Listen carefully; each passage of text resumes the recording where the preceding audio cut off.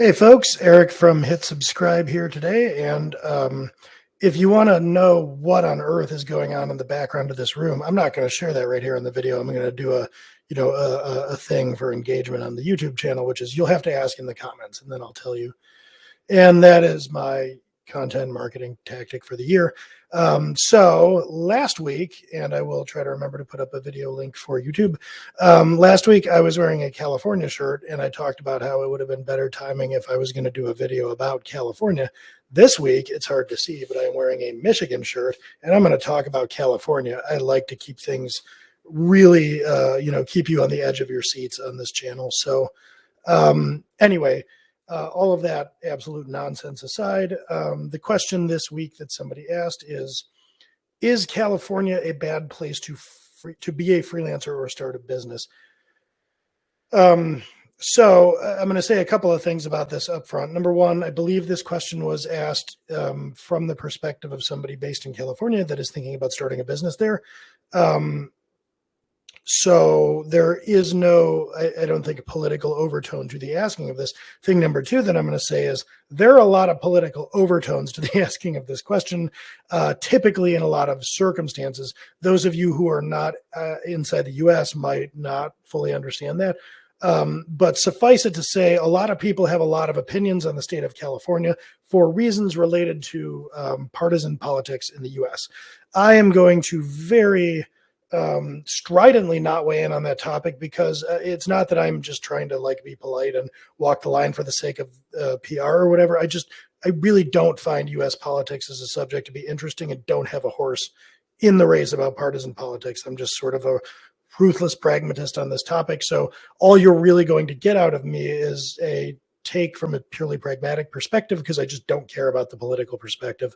So that in the books, well, I guess maybe for those of you watching wondering why it's such a political issue, California sits on a specific side, it tends to be, it tends to have a lot of policies in place that are maybe favored by one of the parties in the U.S. and not so much favored by the other party, major parties anyway.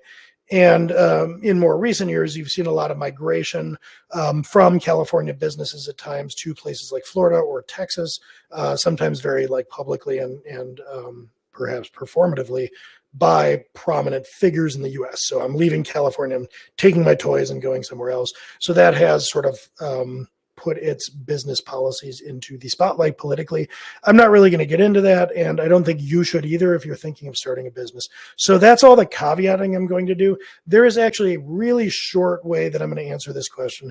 If you are a freelancer and you live in California, start a business in California, full stop.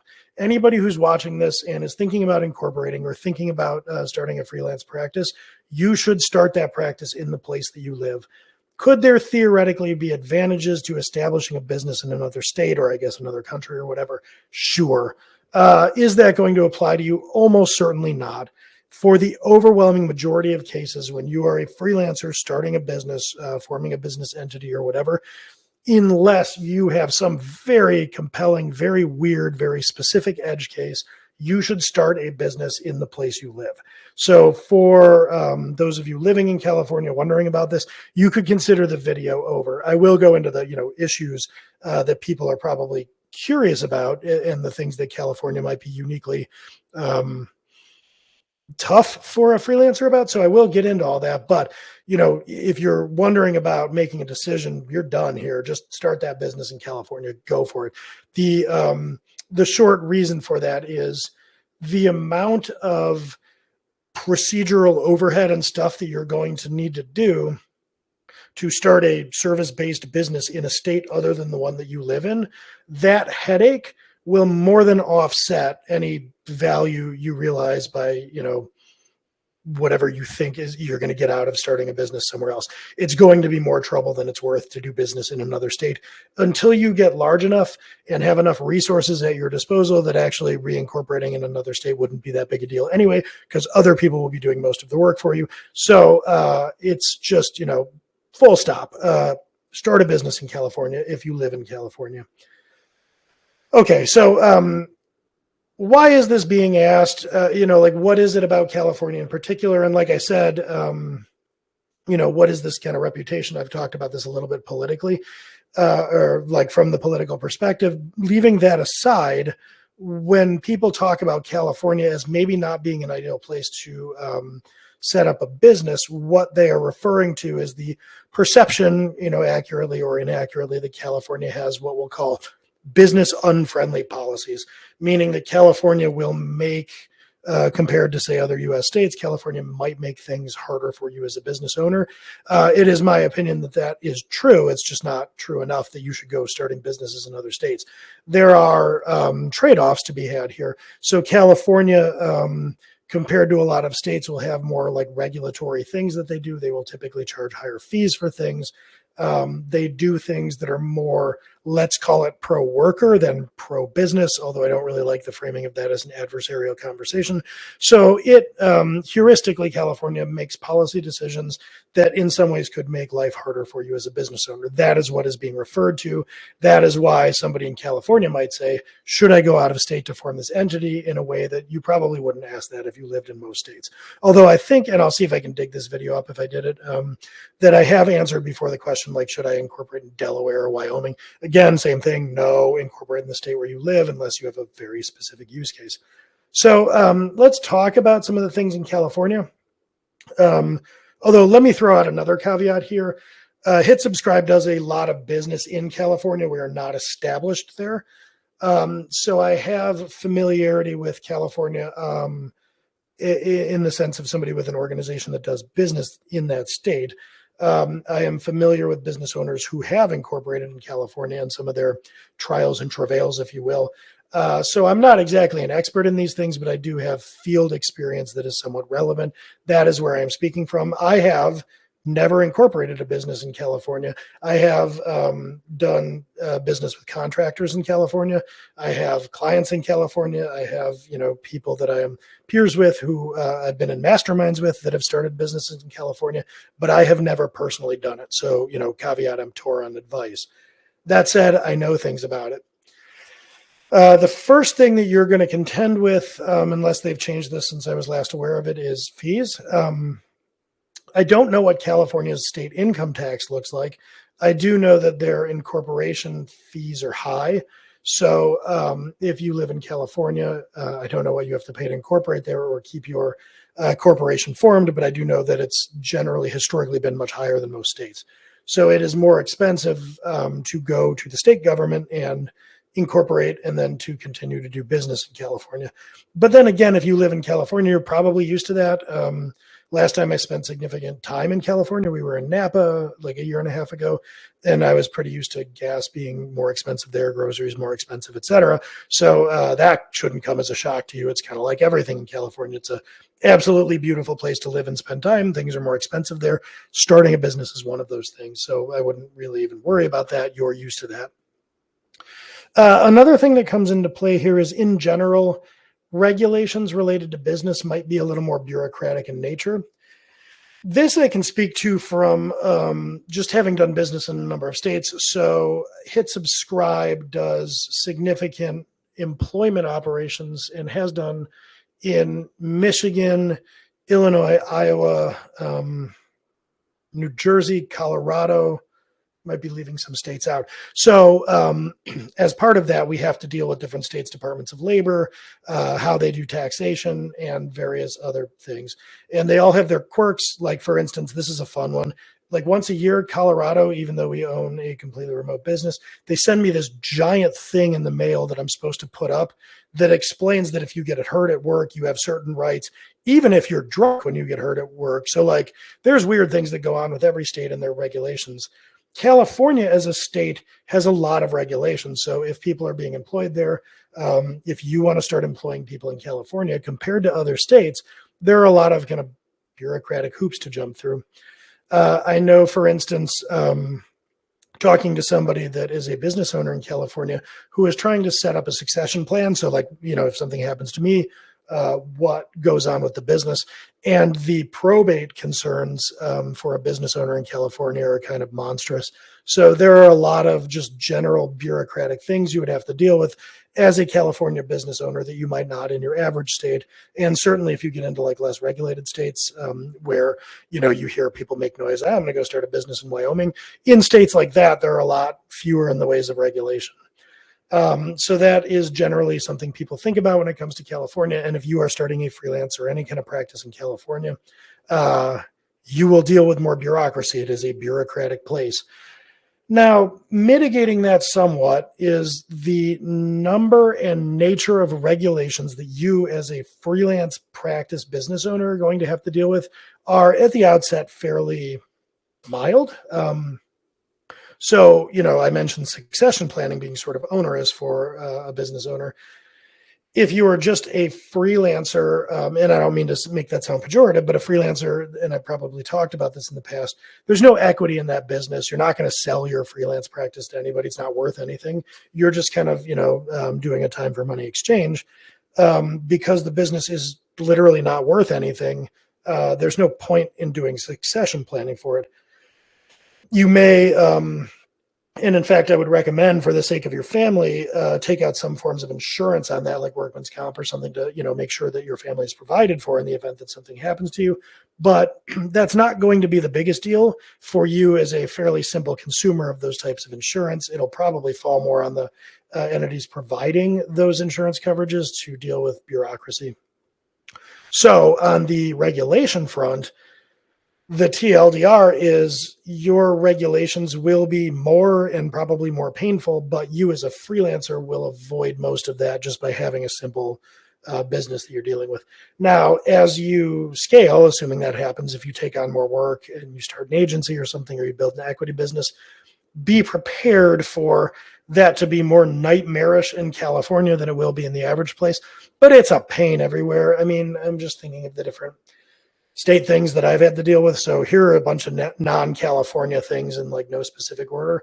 We have an employee that at one point lived in Iowa, not for years, but Iowa owes us $500 or so for some reason through their Department of Labor through overpayments. And Iowa is really, really slow in paying that money back. But in order to get paid back by Iowa, we have to maintain an account that's current with their Department of Labor. As part of that, we are constantly threatened with fines for not being current with our filings because we don't have any employees there. There's nothing to file. We're just keeping that account open because they owe us money, and they keep threatening us with non-reporting because we owe them money. And that's in Iowa. I think that's a pretty deregulated state. Out of nowhere once, I got an unemployment claim that was spurious from Ohio, and I had to deal with that for a few years. Never had or done any business in Ohio. Also, I don't think a heavy regulation state.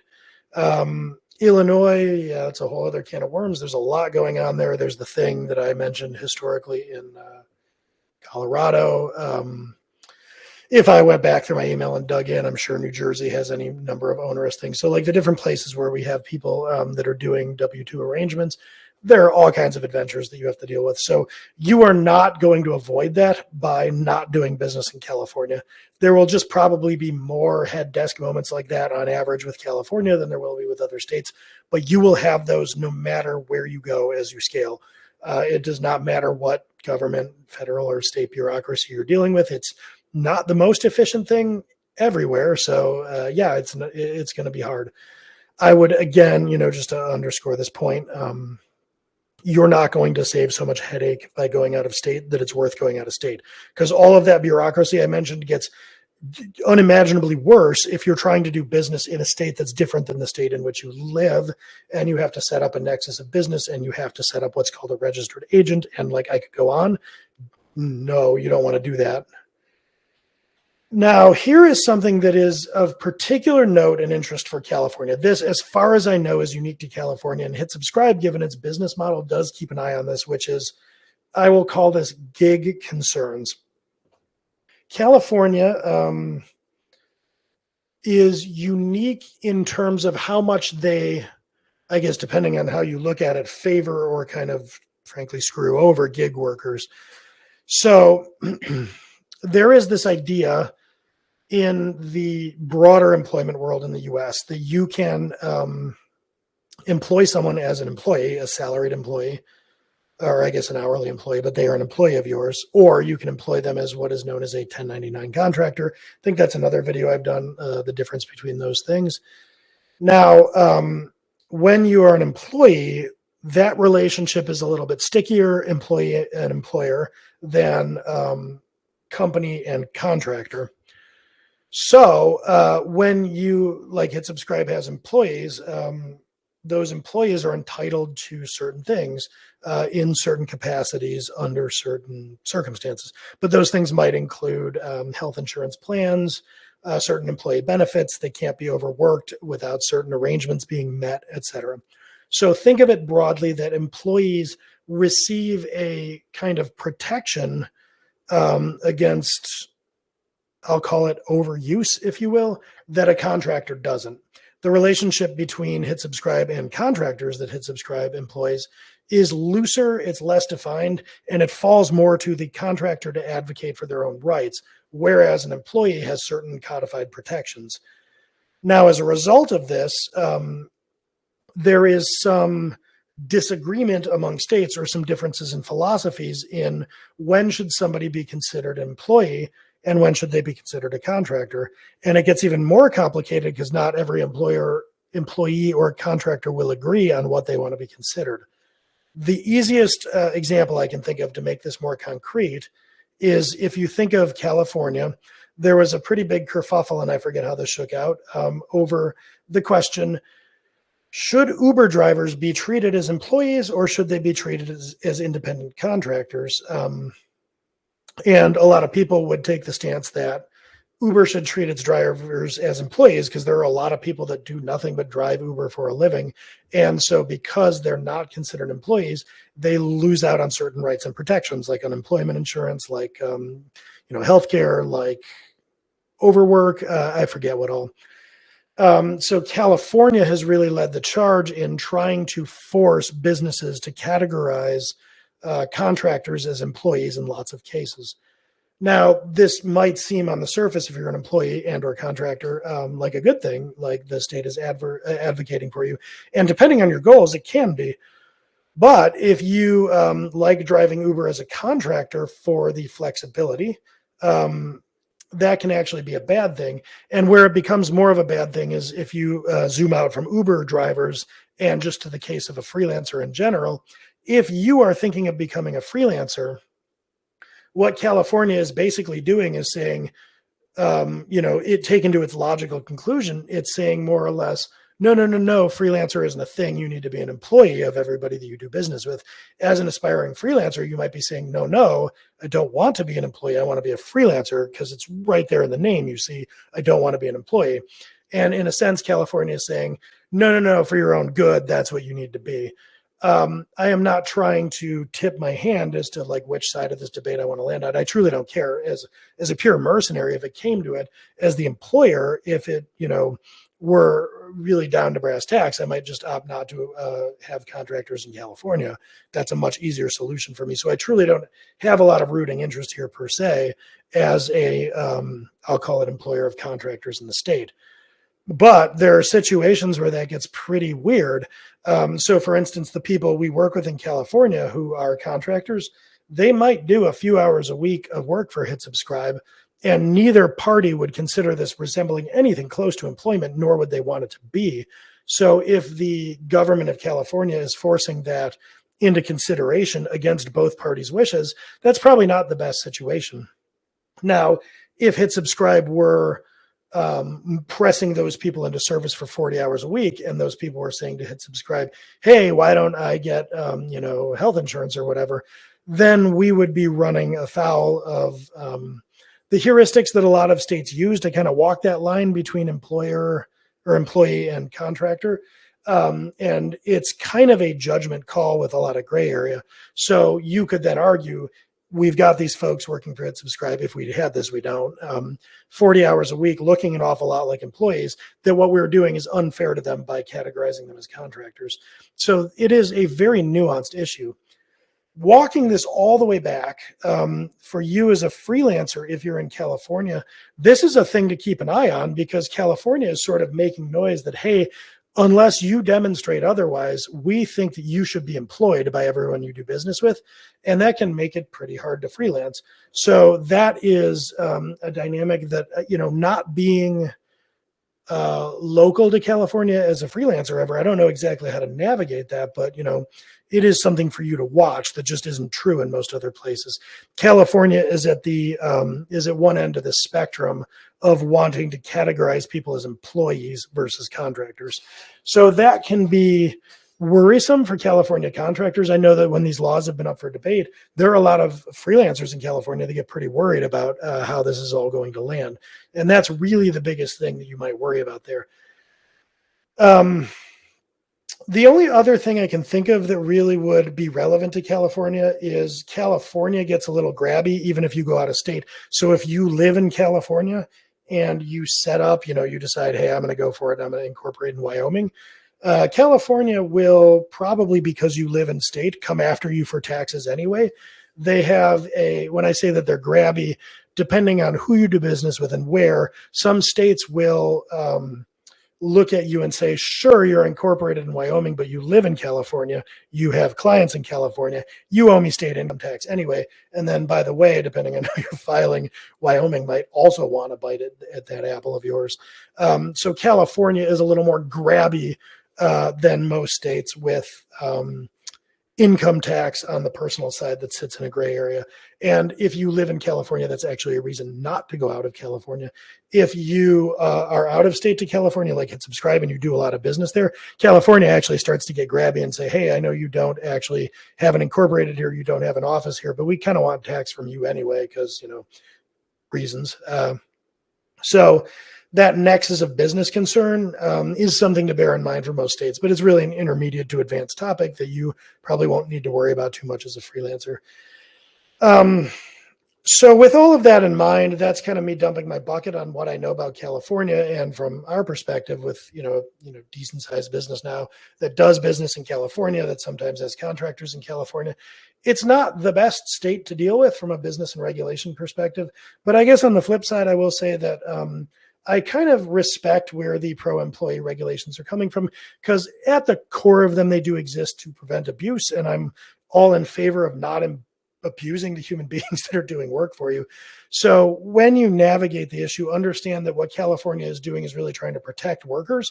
They just might be doing it in such a way that kind of overprotects you. It's like a seatbelt that buckles itself no matter what you're doing in your car, under what circumstances, even if you're just pulled over in your driveway trying to take a nap.